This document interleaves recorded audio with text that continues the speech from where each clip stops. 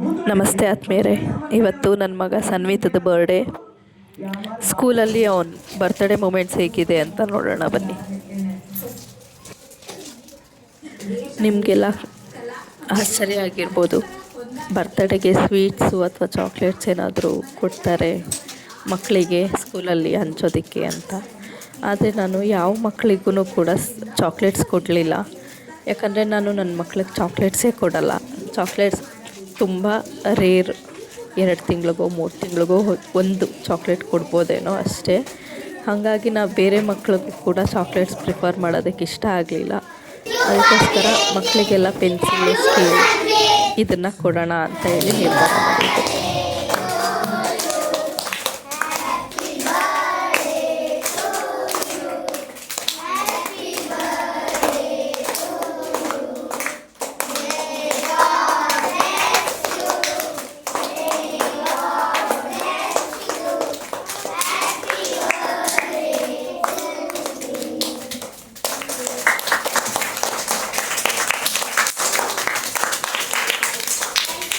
Sanvith best friend ಹರ್ಷ ಮತ್ತು ನಂದಿನಿ ಬಂದಿದ್ದರು ಇವತ್ತು ಮನೆಗೆ, ಸನ್ವಿತ್ ಬರ್ಡೇ ಅಂತೇಳಿ.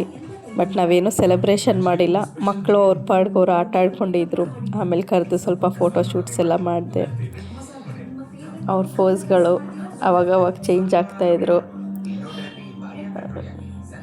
ತುಂಬ ಖುಷಿಯಾಯಿತು ಅವರು ಬಂದಿದ್ದು, ನಮ್ಮ ಮನೇಲಿ ಟೈಮ್ ಸ್ಪೆಂಡ್ ಮಾಡಿದ್ದು ಬರ್ಡೇಗೆ. ಮಕ್ಕಳಿಗೆ ಎಲ್ಲರೂ ಒಟ್ಟಿಗೆ ಸೇರೋದೇ ಒಂದು ಸ್ಪೆಷಲ್ ಮೂಮೆಂಟ್ ಅಂತ. ಅವ್ರ ತಮ್ಮನ ಜೊತೆ ರಿಶ್ವಿತ್ ಗೌಡನ ಜೊತೆಲೂ ಕೂಡ ಸನ್ವಿತ್ ಫೋಟೋ ತೆಗೆಸ್ಕೊಂಡ.